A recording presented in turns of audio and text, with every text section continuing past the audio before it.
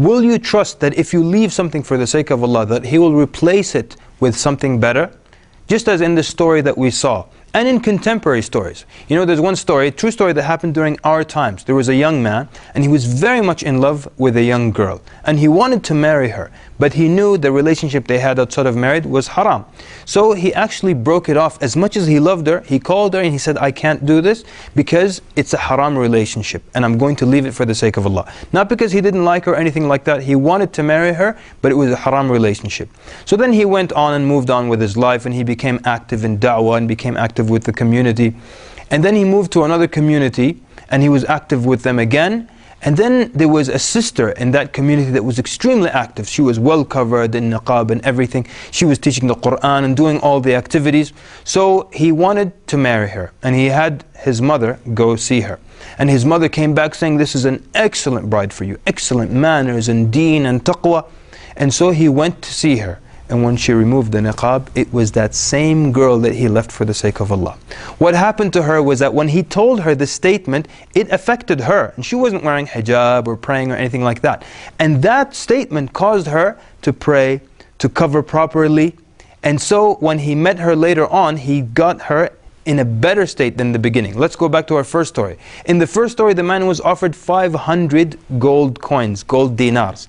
And he left it, and Allah replaced him with 100,000 gold dinars. And in our second story, the young man would have married the girl, but she was not covered, she was not religious, she was not praying, and he left the relationship for the sake of Allah. And Allah gave him the same girl, because even when he left her, he was still hurt and you know, always heartbroken and things like that. So Allah subhanahu wa ta'ala gave him the same girl that he loved, but He gave her back to him, more religious, well covered, and you know, active in da'wah and things like that. So Allah subhanahu wa ta'ala replaced him something better, gave him something better in return. Let me give you this example. Suppose now at work they don't let you pray, they don't let you go to Jum'ah, or they don't let you wear the hijab. And so you complain to a millionaire in the community, and he takes out his checkbook and his pen and he says, you know what, quit that job, and right now I'm going to take care of you financially. Will you trust this guy? He's a rich millionaire. Will you trust that he'll take care of you? And will you go and quit that job?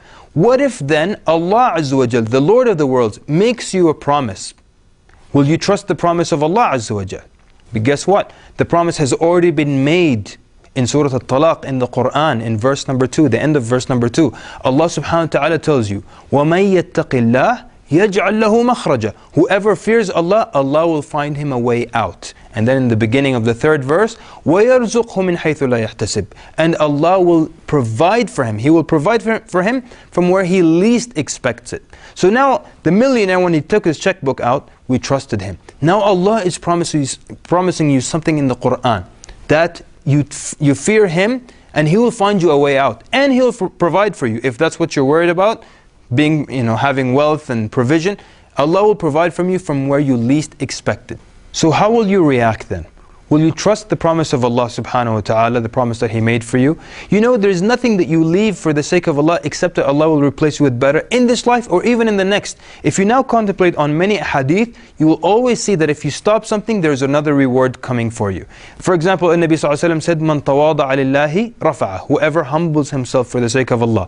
Meaning you leave arrogance, you humble yourself, what's the result? What's the replacement? Allah will rafa'ah. Allah will increase you in rank. Whoever suppresses his anger, he will get this reward in the next life. Whoever gives up arguing, the Prophet ﷺ says, I guarantee him a house in paradise. So anytime you give something up, there is reward. So the question is, do we trust that Allah subhanahu wa ta'ala will reward us with something better, replace it with something better? So look at your life right now, and only you can do this for yourself. See what bad habits you have. See if there's something haram that you do, a haram relationship that you have. And just trust that Allah subhanahu wa ta'ala, if you give it up for His sake only, He will replace you with something a lot better.